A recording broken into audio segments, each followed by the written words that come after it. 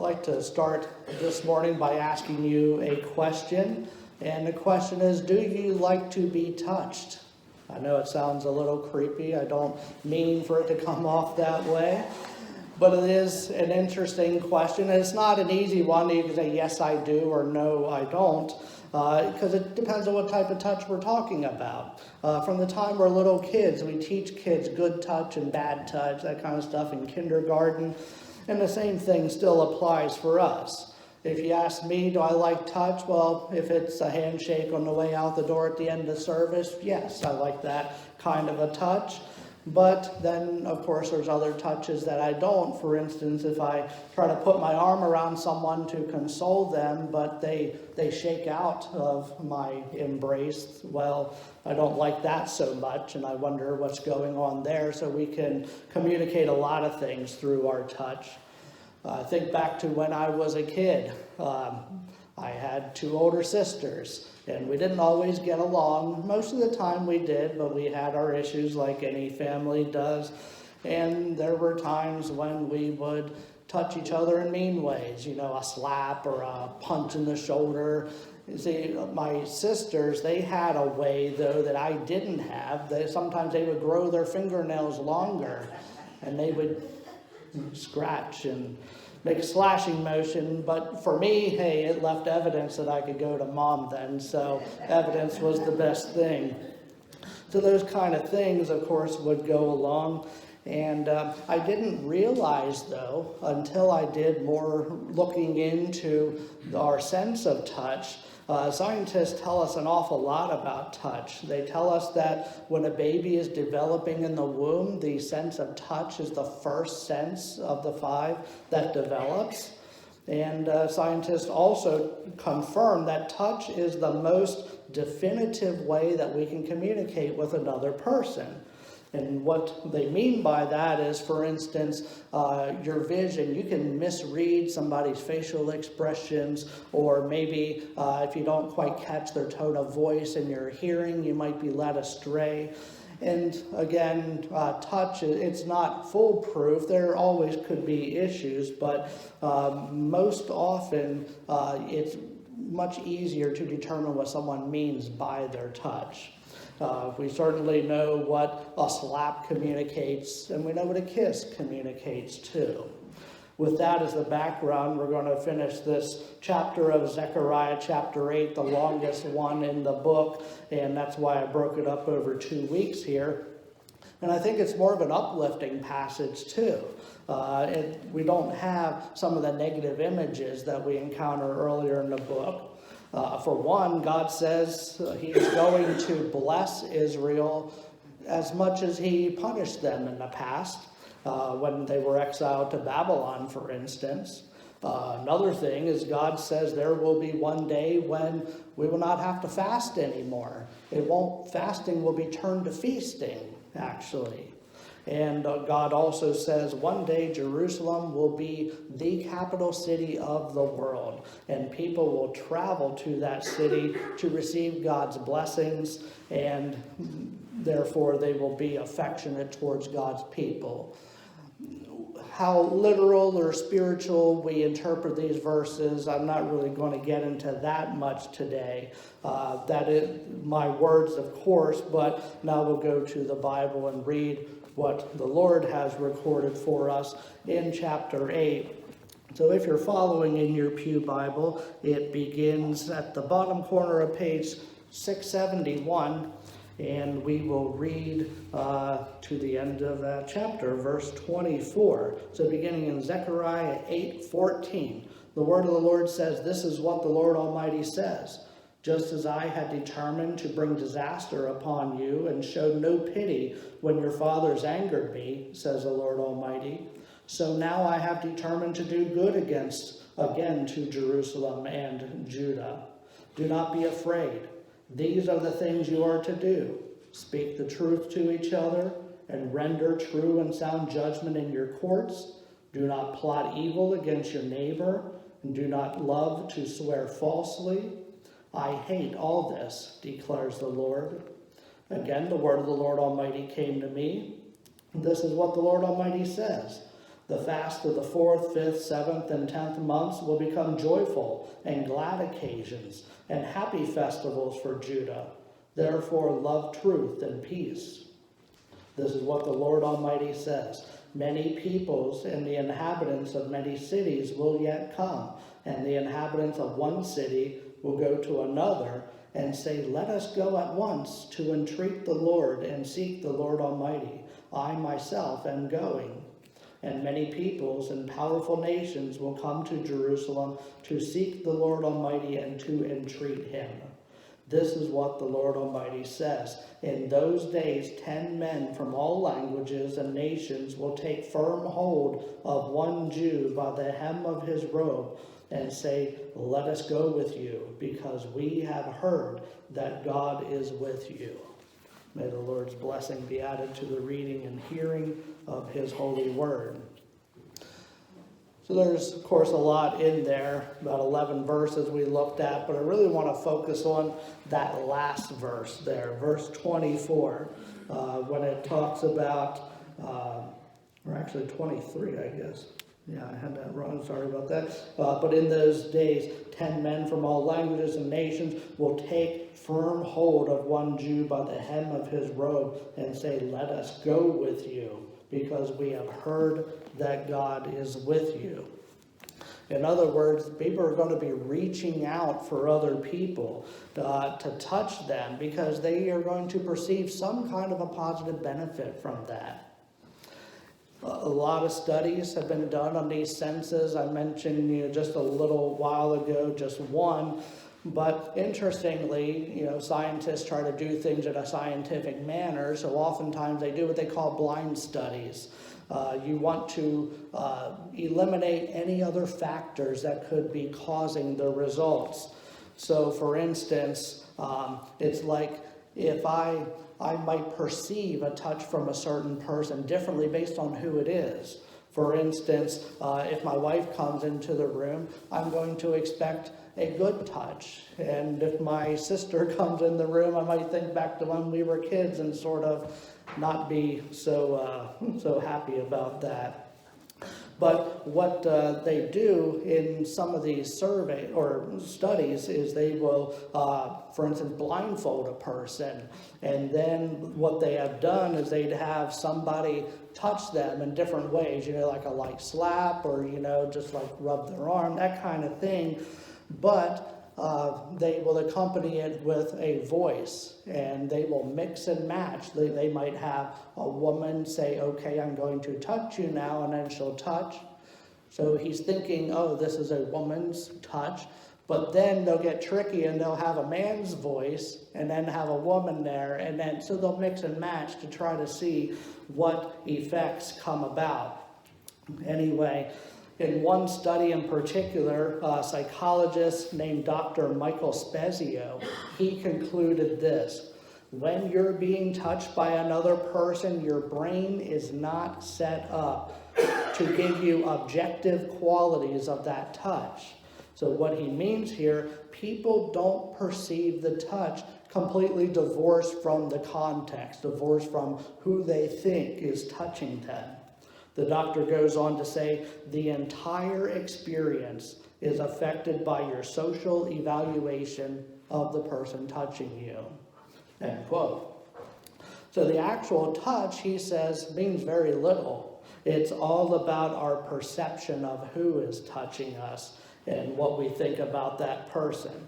So in my situation, if my sister would come up and pat me on the back for a job well done, highly unlikely, I admit, but if this would ever happen, I might not be as receptive to that touch based on history and those kind of things. God gave us this wonderful gift of touch. He gave all of our senses, of course, but especially touch to better experience the world around us and to experience each other.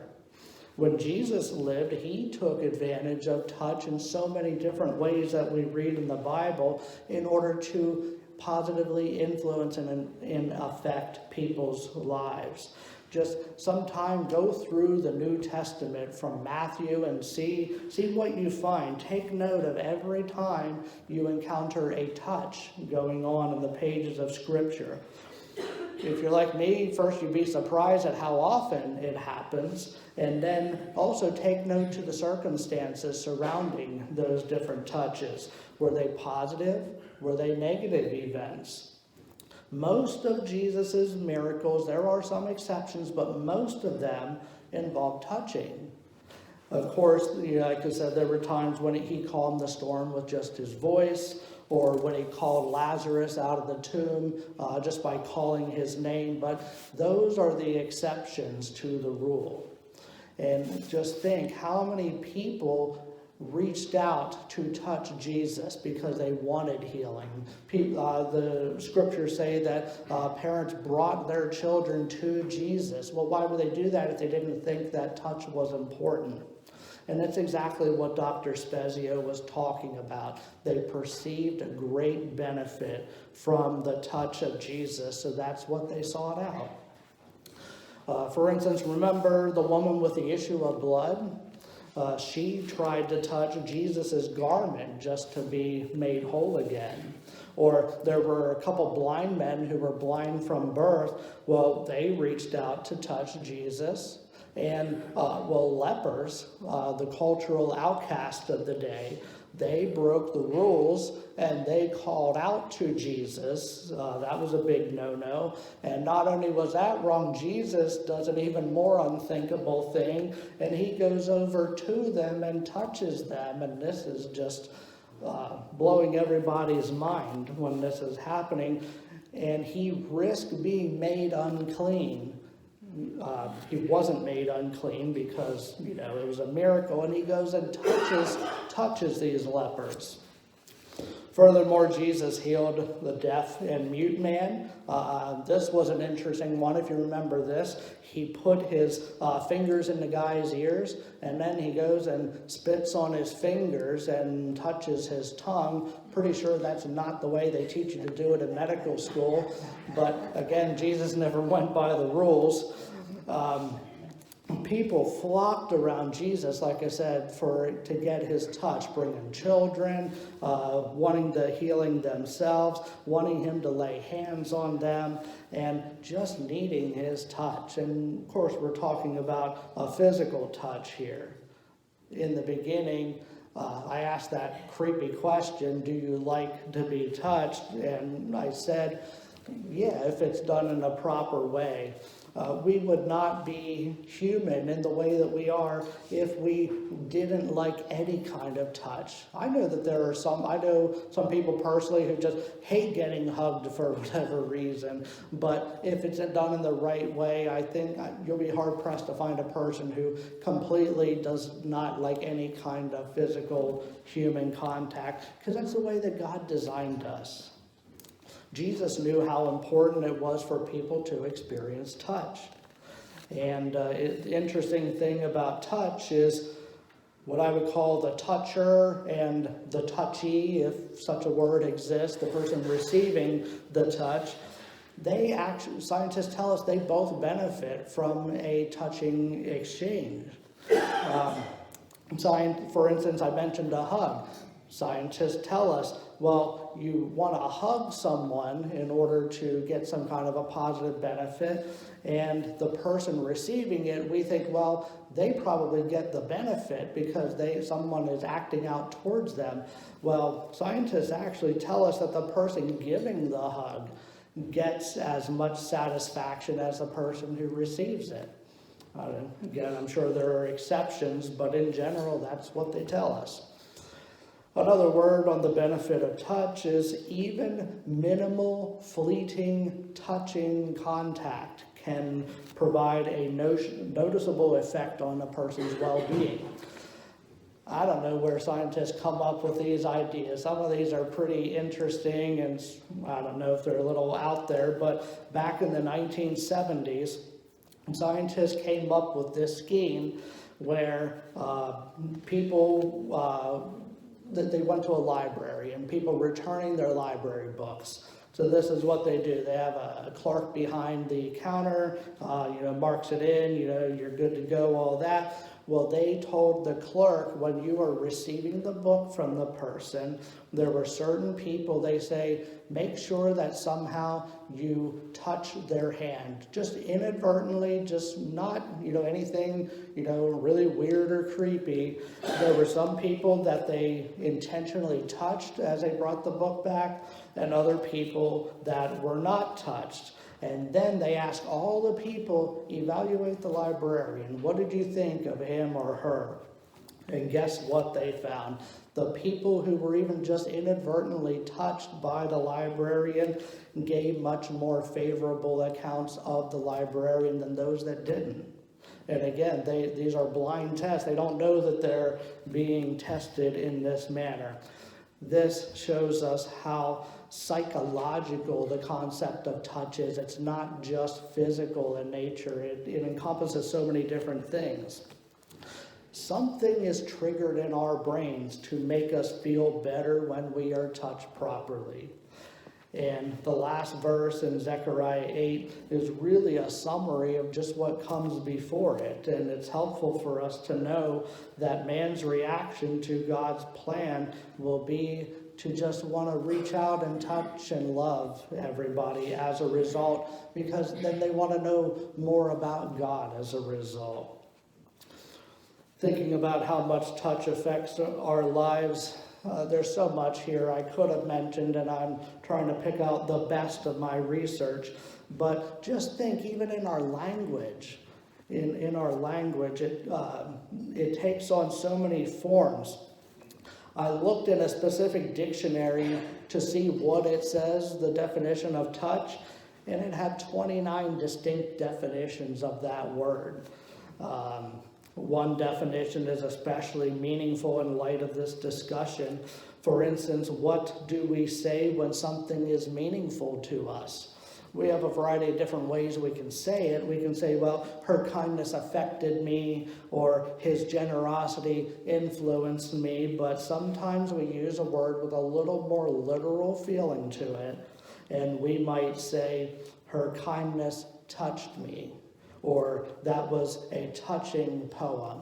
Does it mean it's actually literally, physically touching? We know what we mean by that expression.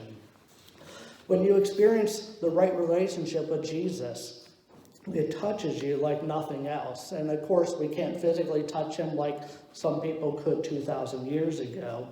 But even though we can't experience that physical touch, it's a profound touch regardless. And it's evident to all who knew you before Jesus came into your life and after. And it's not to say that there aren't times when Jesus could, physically touch us, maybe through other people. That's an important way. But sometimes Jesus touches us by healing us. So that's a physical touch in a certain sense. There have been untold number of examples throughout history of mankind where humans have been miraculously healed. There's instances where doctors or scientists observe some kind of sickness in the body.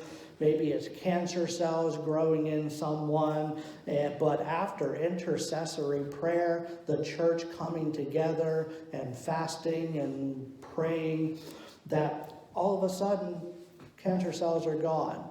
And scientists, it defies science because miracles are very rarely observable. We might not see the moment when under a microscope when those cancer cells were there and then all of a sudden they're gone. But we can scientifically verify that, these test results came back bad a week ago and now it's completely clean today. And there was no medicine, no surgery in the meantime. Science relies on a testing process, but just because something can't be tested doesn't mean that it didn't happen and it's not real. Actually, those are probably some of the most real experiences that we would ever experience if God would so choose for us to be a recipient of one of his miracles in that kind of way. Maybe today there's someone here who needs a touch, a special touch in their life, touch from God. Maybe it's a physical ailment or a sickness. Maybe it's something that is already on our prayer list, or maybe it's something that just came up this past week and you keep it to yourself. Maybe it's even for a person that you love, a person close to you. God can touch your life directly. He can also touch your life indirectly by using another person. And if you need a touch today, by all means, ask God for that touch. And He already knows you need it, so you're not informing Him of anything. But oftentimes, He waits for us to ask Him so that we can grow from the experience and know why the situation is being addressed and brought to completion. Because He wants to strengthen our faith, and that's an important way that He does that. It's called prayer, and we're taught it from the time we're so very little. And of course, I can't promise you that just by praying you're going to get the result that you're looking for, whether it's healing or physical healing or maybe a mended relationship or whatever the case is. Just doesn't work that way. And a perfect example of this is one of my all-time favorite passages in the Bible. It comes from 2 Corinthians 12. The Apostle Paul writes of his own experience where he was afflicted with what he calls a thorn in the flesh. And whatever it was, maybe it was a literal thorn, maybe hard to believe it was a literal thorn or else you just pull it out. But whatever it was, this thing gave him great physical pain. So much so that he writes 3 times, I pleaded with the Lord about this, that it should leave me. Now, for such a righteous man as the Apostle Paul, going to God humbly in prayer, wouldn't you think God is certainly going to hear that prayer, and He's going to answer the Apostle Paul's prayer before He answers anybody else? Well, not the case. Paul goes on to write, but He said to me, being God, my grace is sufficient for you, for my power is made perfect in weakness. Now, do you think the Apostle Paul lost a slight bit of faith because his prayer was not answered and because he remained in pain? No. Paul remained faithful even though God didn't answer the prayer in the way that he wanted.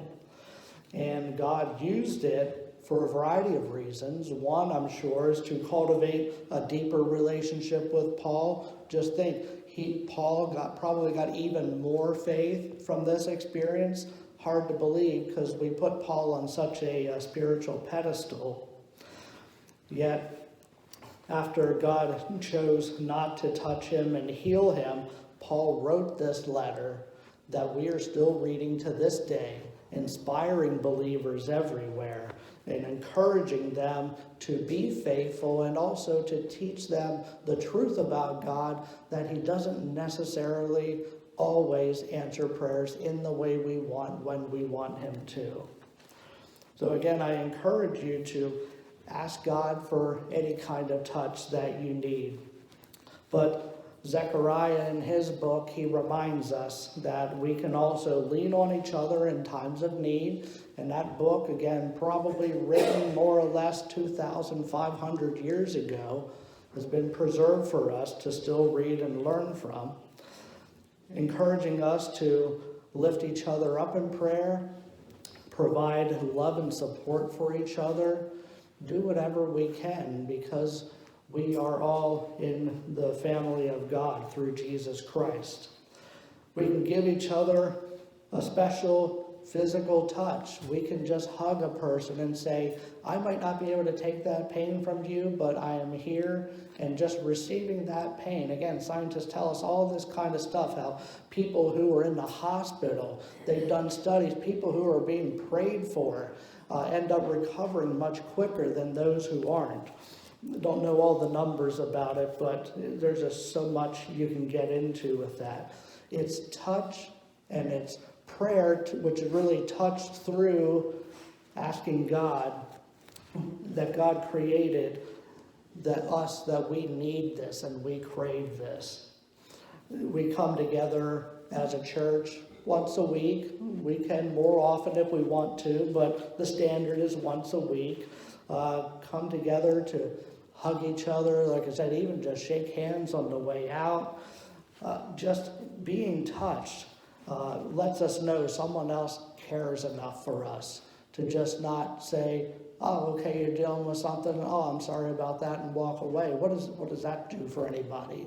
And like Jesus said, even the tax collectors and the publicans, they do these things. You have to go over and above what they are doing.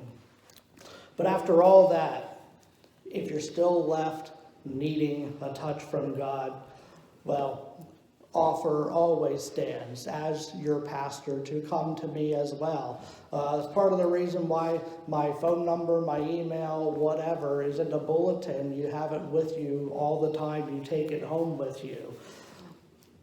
Not saying that I can get rid of the issue that you're dealing with. I can certainly pray for you. That's the first thing that I would do. But and I know a lot of people say, well, I'm sure you're busy. I know you have another job and you have two churches and you have a family. As Christians, not just as a pastor, but just as a decent Christian, we should never be too busy that other people feel like they can't come to you with something that is serious. That's what we're all here for. But I'm just making that offer very clear from myself. Of all the New Testament examples that I mentioned this morning about people seeking out the touch of Jesus, I want to leave you with one more that I haven't mentioned, and that's I think I did briefly mention her, but didn't go into detail, the woman with the issue of blood. Maybe you've been dealing with a problem for quite some time now. She endured with this for 12 years. 12 years is a long time. I'm sure there's people dealing with things longer than that, but this is a significant issue that she has been dealing with. And she thought so highly of Jesus, just hearing about him and how this miracle worker, this rabbi, this prophet coming to town. She had such faith that just by touching the hem, the corner of his garment, that she would be healed. And when it says touching the garment, what they probably mean by that is the typical Jewish rabbi would wear like a robe with little tassels that hang down. And you're walking along, they sway, and you wouldn't notice if a fly landed on it or something like that. Well, probably she just even wanted to touch just the tip of that tassel, that he wouldn't even know that she was even around him. She thought that was enough for her to get that close to Jesus to get healing. But Jesus was no normal man. He knew that this power went out of him just by that fleeting touch. And he also notices when any of us reach out to him as well, needing touch today.